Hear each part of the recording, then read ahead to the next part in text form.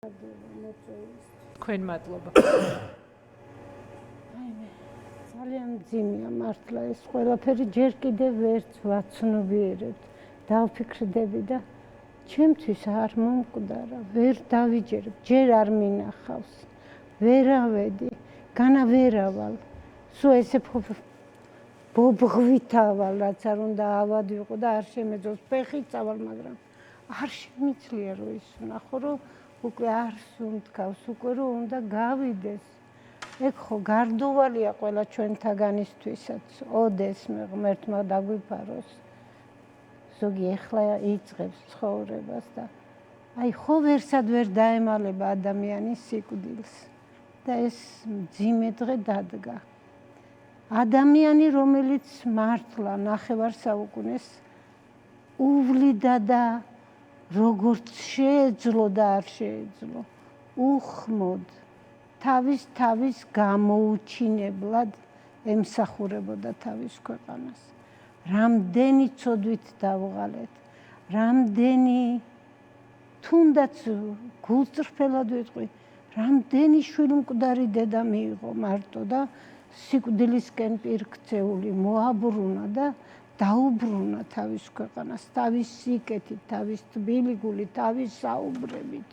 არ დაიღალა და არ დაღალა თავი აი იმით, რომ ერთგულა ადამიანებს, რომ მათ გვერდით ყოფილიყო.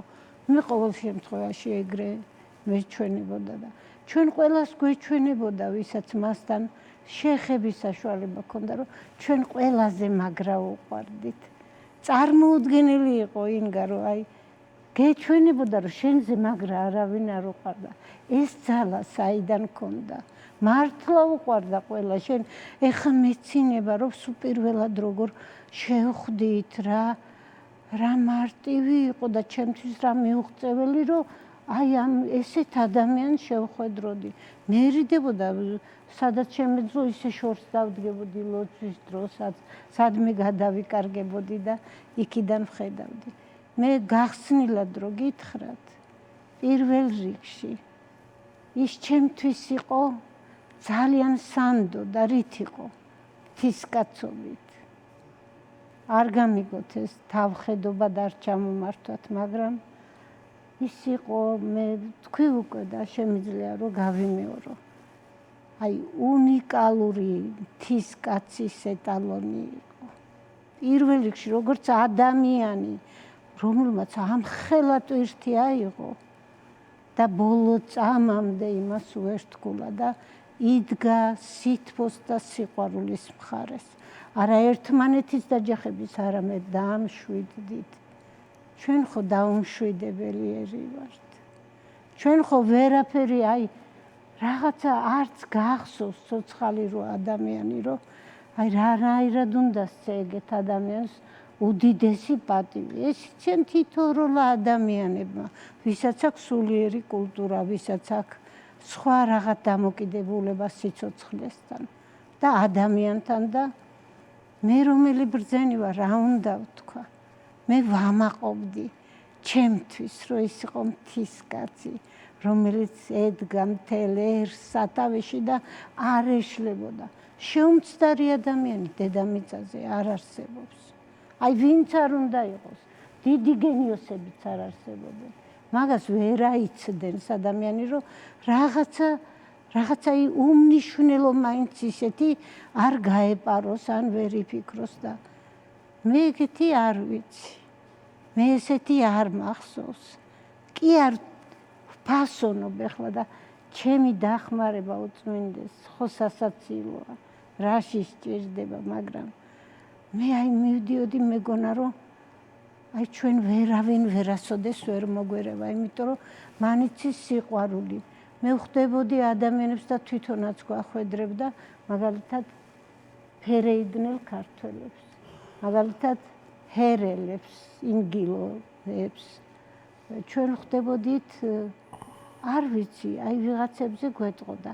აბა იმათაც დაელაპარაკეთ და ეს ნიშნავდა, რომ უეჭველად როგორც ფოლკლორისტებს, ისე უნდა და როგორც შეგვეძლო, ისე უნდა იმათ ამბები ჩაგვეწერა, იმათ ცხოვრების, იმათ სიდუხჭირის, იმათ სიბედნიერის რაღაც ამბები და მე ამებს ის რატო გვიბარებდა ღამის ლოცვებზე, ან რატო ხვდებოდით ჩვენ, ვისგან განსხვავდებოდით? არავისგან. ჩვენ ხო ჩვეულებრივი ადამიანები ვართ, მაგრამ ცოტა ხან ვფიქრობდი, შეიძლება მეთქი გვათამამებს, რომ მთის ხალხი რო ვართ, თქო და მე მივხვდებოდი, რომ ძალიან თბილი იყო მასთან საუბარი. შენც რო აღარ მოგინდებოდა იქიდან წასვლა, ისიც რო ჩაგეკითხებოდა, ბოლომდე რომ მოგისმენდა. და ეს იყო ჩვენი პროფესია, რომელშიც ის ყველა ნიმუშს ხალხური პოეზიის, პროზის და დაუთვლელი ჟანრი აქვს, ოკეანესავი დარგია, ზეპირსიტყვიერება და რაღაცებს რო ჩაგვეკითხებოდა ბოლომდე, გაოგნებული ვრჩებოდა. როგორ აინტერესებდა მაგალითად ბალადები, როგორ გეგმავდა რაღაცებს იმათ გასაცოცხლებლად.